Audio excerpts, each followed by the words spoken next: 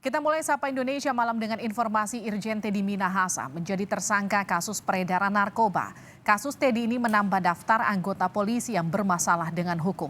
Padahal Presiden Jokowi baru saja mengingatkan agar institusi Polri segera memulihkan kepercayaan masyarakat yang merosot akibat banyaknya pelanggaran anggota Polri. Polda Metro Jaya telah menetapkan Kapolda Sumatera Barat Irjen Pol Teddy Minahasa sebagai tersangka kasus peredaran narkoba. Direktur Reserse Narkoba Polda Metro Jaya, Kombes Mukti Juharsa menyebut Irjen Teddy Minahasa sebagai pengendali narkoba. Teddy diduga memerintahkan anak buahnya menjual barang bukti narkoba jenis sabu sebanyak 5 kg. Yang mana sudah menetapkan Pak AWTM sebagai tersangka untuk persiang tadi, hasil gelar perkara yang diadu dari keterangan saudara D dan saudara L menyebutkan adanya keterlibatan Irjen Pol TM selaku Kapolda Sumbar sebagai pengendali BB 5 kg sabu dari Sumbar, di mana sudah menjadi 3,3 BB yang kita amankan, 3,3 kg BB sabu yang kita amankan dan 1,7 kg sabu yang sudah dijual oleh saudara DG yang telah kita tahan dan diedarkan di Kampung Bahari. Polisi menyebut jaringan penyalahgunaan narkoba yang melibatkan Irjen Teddy menggelapkan barang bukti sabu yang diganti dengan tawas. Selain Irjen Teddy Minahasa, ada 4 anggota polisi lainnya yang diduga terlibat jaringan peredaran narkoba yang ditetapkan sebagai tersangka. Salah satunya adalah mantan Kapolres Bukit Tinggi AKBP Dodi Prawira Negara. Irjen Teddy Minahasa pernah menduduki sejumlah jabatan strategis. Selain pernah menjadi Kapolda Sumatera Barat, Irjen Teddy Minahasa juga pernah menduduki jabatan staf ahli manajemen Kapolri. Ia juga pernah ditugaskan menjadi Kapolda Banten, Karopaminal Divisi Propam Polri, dan Ajudan Wakil Presiden Yusuf Kala di tahun 2017.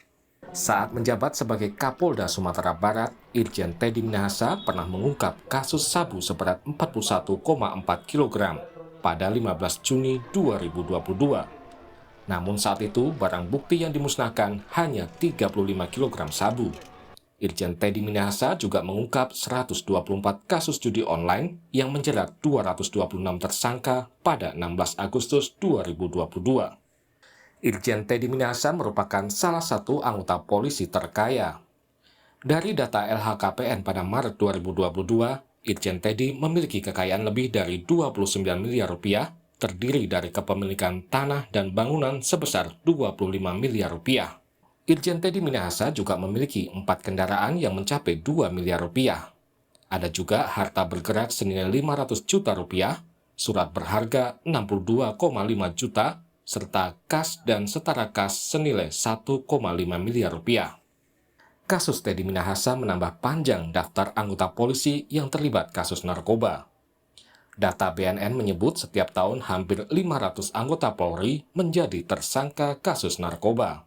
Kapolri Jenderal Listio Sigit Prabowo menegaskan Polri akan menindak tegas anggotanya yang terlibat kasus narkoba. Agar Kadipropam segera melaksanakan pemeriksaan terkait etik untuk kemudian bisa kita proses dengan ancaman hukuman PTDH. Selain itu, saya minta kepada Kapolda Metro untuk melanjutkan proses terkait dengan penanganan kasus pidananya. Bahkan sampai Irjen TM sekalipun, saya minta untuk diproses tuntas dan terus dikembangkan.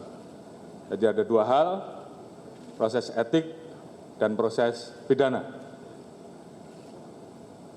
Dan ini tentunya sebagai bentuk keseriusan kami untuk menindak tegas terkait dengan masalah narkoba.